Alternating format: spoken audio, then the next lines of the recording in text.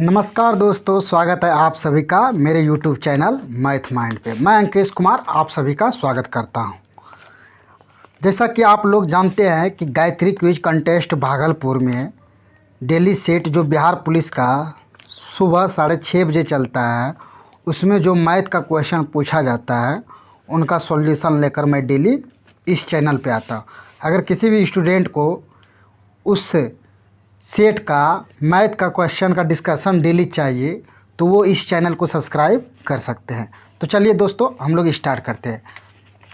तो आज का पहला क्वेश्चन जो मैथ का था वह था 85 नंबर में। कितने नंबर में? 85 नंबर में।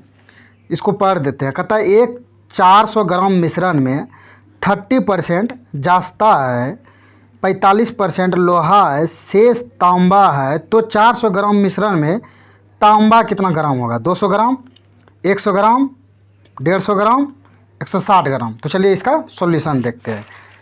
जैसे 85 नंबर में कहता है, सबसे पहले 400 ग्राम है, मान लेते हैं हमारा कि 100% है। कितना है मिश्रण? 100% है। जिसमें क्या है? जिसमें जस्ता यानी कि जेड एन कितना है? 30% है। कितना है? 30% है। फिर अगला है हमारा लोहा यानी कि एफ ई लोहा कितना है? 45%। शेष है तांबा यानी कि कॉपर। कितना परसेंट है पता नहीं है। अच्छा, अगर कोई चीज़ 100% है तो ये दोनों मिलके कितना होगा? 40 30 70 यानी कि 75%। तो जो बचा होगा वही ना तांबा होगा। तो बचा कितना है 100 में? तो 25% क्या हो जाएगा? तांबा। यानी 25 जोड़ेंगे तो हो जाएगा। तो अब 25% निकालना। अब किसका 25%? जितना टोटल है उसका 25%। टोटल हमारा है 400 ग्राम, इसका 25%। 25% तो परसेंटेज उड़ाएंगे बटे 100। 25 एका 1 के, 25 चौका 100, 4 से कट जाएगा 100। तो कितना आ जाएगा? 100 ग्राम तांबा होगा इसमें। अगला प्रश्न देखते हैं। अब 86 नंबर ये रीजनिंग है, तो ये आप लोग देख लीजिएगा। इसमें कुछ हमको एरर लगता है, सटीक उतना है नहीं, तो खैर आप लोग ये देख लीजिएगा। अगला है 87 नंबर। कहता है 9, 10, 12, 15 से पूर्णतः विभाज्य होने वाली सबसे छोटी पूर्ण संख्या होगी। Option A 800, 1200, 180, 1000। तो चलिए हम लोग इसका सॉल्यूशन देखते हैं। 87 नंबर। कितना नंबर? 87 नंबर। सबसे पहले क्या दिया है? कहता है 9, 10, 12, 15 का एलसीएम निकालना। क्या निकालना है? इसका एलसीएम पूछा है। पूर्णतः विभाजित होने वाला मतलब कि ये सबसे जो विभाजित होगा इन सब का एलसीएम ही विभाजित होने वाला। तो ऐसे सवाल को अगर आप ऐसे करके एलसीएम निकालने बैठ जाइएगा तो उसमें टाइम बहुत लगेगा। अब पेपर में वैसे हम लोग सॉल्व नहीं करते। इसका अब ऑप्शन देखते हैं। ऑप्शन क्या क्या है हमारा? जैसे पहला ऑप्शन है 800, दूसरा ऑप्शन है 1200, और तीसरा ऑप्शन है 180, चौथा ऑप्शन है 1000।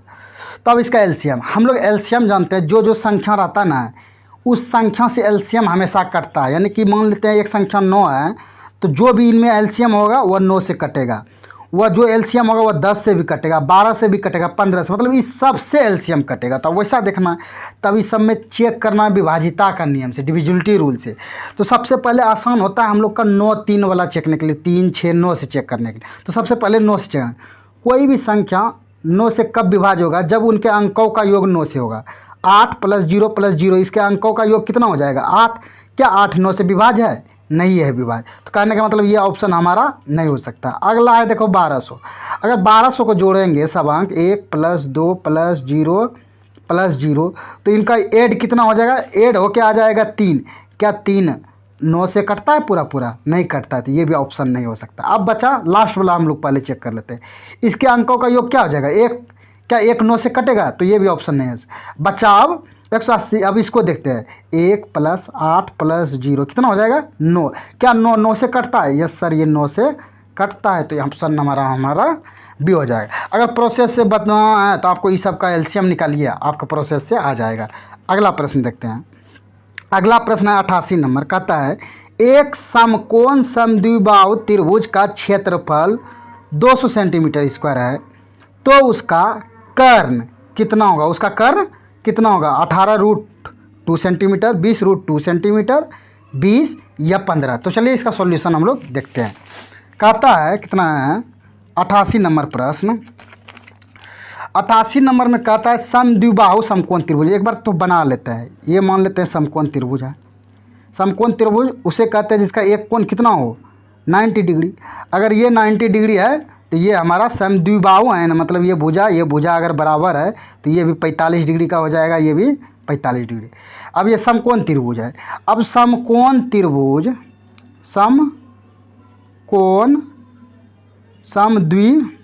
समकोण समद्विबाहु त्रिभुज का क्षेत्रफल कितना दिया है हमको 200 दिया है। अब समकोण त्रिभुज का क्षेत्रफल क्या है, समकोण समद्विबाहु का है या समकोण त्रिभुज का है, क्योंकि ये भुजा का ही है तो इसका होता है 1/2 आधार यानी कि गुना ऊंचाई, आधार गुना ऊंचाई, तो ये हो जाएगा 200। अब देखो आधार, इसको कहेंगे आधार और ये है ऊंचाई। अगर मान लेते हैं आधार x है तो दोनों बराबर बोला, समद्विबाहु यानी कि दोनों भुजा बराबर है तो ये भी x होगा, तो हो जाएगा ये देखो ये 1/2 है, इसे इधर भाग हमें है तो उधर ले जाएंगे तो गुना आधार x ऊंचाई भी x, तो यहाँ हो जाएगा 200 गुना 2, तो हो जाएगा x स्क्वायर बराबर कितना हो जाएगा 400। इसलिए यहाँ से x का वैल्यू कितना आ जाएगा हमारा आ जाएगा 20। तो अगर x का वैल्यू 20 आ गया तो हमसे पूछा है कर्ण। कर्ण बराबर क्या होता है, कर्ण बराबर होता है अंडर रूट लंब का स्क्वायर यानी कि p का स्क्वायर प्लस b का स्क्वायर। हमारा p का है 20 का स्क्वायर प्लस 20 का स्क्वायर, तो ये हो जाएगा under root 400 plus 400, under root आ जाएगा 800। 800 को लिख सकते हैं हम लोग 400 गुना 2, हाँ लिख सकते हैं। अब 400 का क्या निकलेगा 20 और √2 तो √2, तो आ जाएगा हमारा आंसर 20√2। अब अगला प्रश्न देखते हैं 89 नंबर। कितना नंबर 89 नंबर। 89 नंबर क्या कहता है, दो संख्याओं का अंतर 26 है तथा बड़ी संख्या छोटी से 3 गुनी है, तो बड़ी संख्या क्या होगा 78 39 63 59। तो चलिए इसको सॉल्व करते हैं। सबसे पहले कितना नंबर है 89 नंबर। कहता है दो संख्या का अंतर, अगर मान लेते हैं बड़ी संख्या माइनस छोटी संख्या, इसका अंतर कितना दिया है, ये दे दिया है आपको 26 दे दिया। कितना दिया है 26। अब कहता है बड़ी संख्या छोटी की 3 गुनी है। छोटी अगर मान लेते हैं हमारा छोटी 1 होगा तो इससे 3 गुना यानी कि ये 3 होगा, यही बोल रहा है। अच्छा ये 3 होगा तो ये कितना अंतर है, अंतर तो सर 2 यूनिट का है, लेकिन हमको अंतर कितना यूनिट दिया है 26 दिया है, तो 1 यूनिट का वैल्यू कितना आ जाएगा, 2 से कटाएंगे तो 13 आ जाएगा। तो हमसे बड़ी संख्या, अब बताओ 3 बड़ा है कि 1 बड़ा है, तो 3 बड़ा है, इसको गुना कर दो 13 से, 13 तिहाई 39, तो हमारा आंसर आ जाएगा 39। अब अगला प्रश्न देखते हैं 90 नंबर 90 नंबर। 90 नंबर क्या कहता है कि 35 छात्रों में ऊपर से सूरज का स्थान 12वां स्थान है, तो नीचे से उसका स्थान कौन सा हो जाए। जब भी ये एक रीजनिंग का ही सवाल है, ऐसा रहे तो कुल छात्र कितना है, टोटल स्टूडेंट है हमारा 35। अब सूरज का स्थान है 12वां, तो सूरज का स्थान ऊपर से 12वां है तो नीचे से क्या होगा, तो नीचे से क्या करना है, नीचे से सूरज का स्थान, तो टोटल में 1 जोड़ देना है, t+1 माइनस नीचे पूछे नीचे से, तो ये हो जाएगा ऊपर से घटा देंगे, ऊपर से कितना है 12वां, तो टोटल कितना 35, 35 में 1 जोड़ेंगे 36, 36 माइनस 12 यानी कि 24, हमारा आंसर आ जाएगा 24। अब अगला नंबर देखते हैं हम लोग, कितना नंबर 91 नंबर क्वेश्चन। कितना नंबर 91 नंबर। कहता है 1714 1715 गुना 1717 को 12 से विभाजित करने पर शेष फल क्या आएगा। तो चलिए हम लोग इसका सॉल्यूशन देखते हैं। 91 नंबर। कितना नंबर 91 नंबर। कितना है 1714 गुना 1715 गुना 1717। अब इससे भाग देना है। अब शेष फल क्या है, तो इसका रिमाइंडर देखना है हम लोग को। क्या देखना है, रिमाइंडर।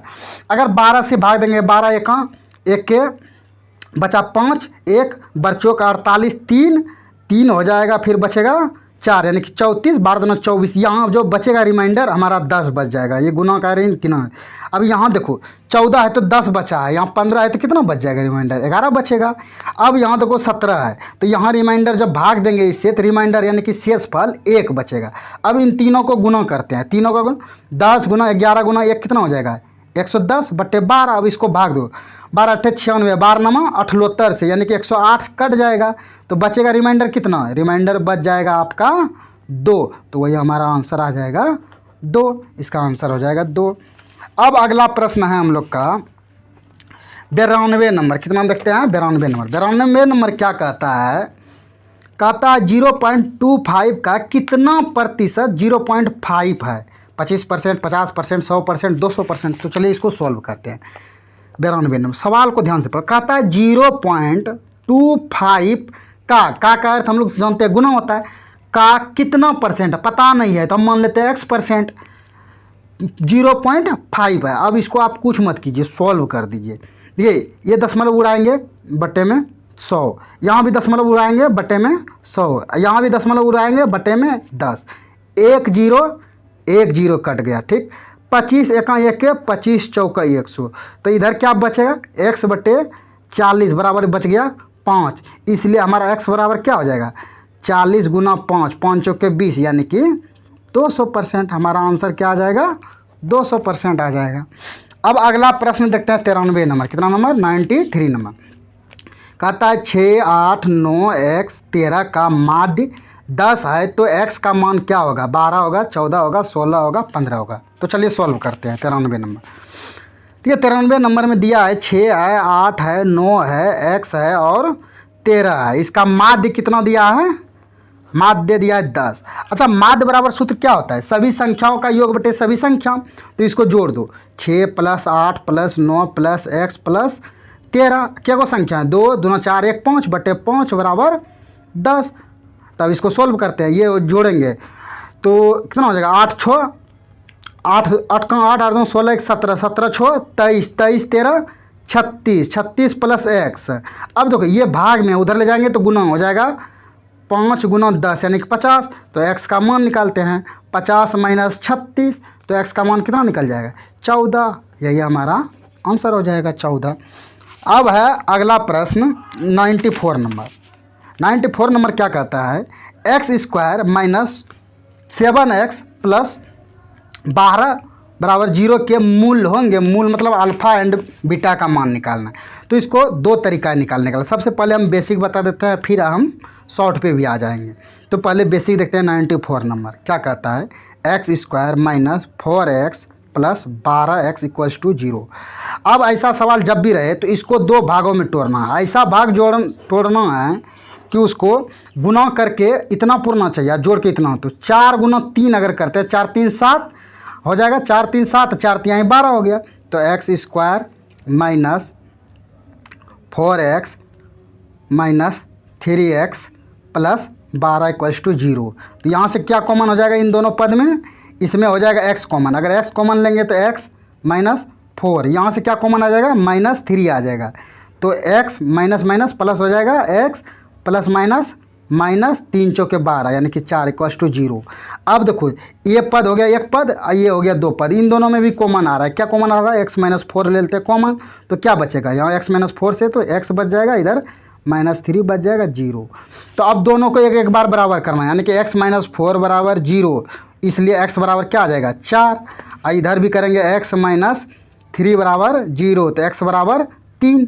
तो ये तो हो गया प्रोसेस से, दो मूल निकल गया प्रोसेस। अगर शॉर्ट निकालना हो तब क्या करते हैं, अगर हमें शॉर्ट इसी में निकालना होता है तो हम जानते हैं मूलों का योगफल क्या होता है, अल्फ़ा + बीटा बराबर -b/a। -b का मान कितना है -7, तो माइनस माइनस प्लस हो जाता है 7/a। का मान 1 तो 1 दे अथवा नहीं दे यानी कि 7 आ गया। अल्फ़ा × बीटा बराबर क्या होगा c/a। c का मान है 12, a तो 1 है, 1 दे नहीं दिया। अब देखो यहाँ से इसको तोड़ो, 4 और 3 क्या हो जाएगा, 4 3 12 और 4 3 7 यानी कि मान सेटिस्फाइड कर गया। तो मूल हमारा जो होगा 4 और 3 होगा, यही हमारा आंसर है। तो आज के सेट का सभी प्रश्न जो कि मैथ से संबंधित थे उनको देख लिए हैं। अब हम लोग नेक्स्ट वीडियो में नेक्स्ट सेट का मैथ का सवाल लेके मिलेंगे। आज के लिए दोस्त इतना ही। अब मिलते हैं अगली वीडियो में। अगर आपको वीडियो पसंद आए तो इसे लाइक सब्सक्राइब ज़रूर करें।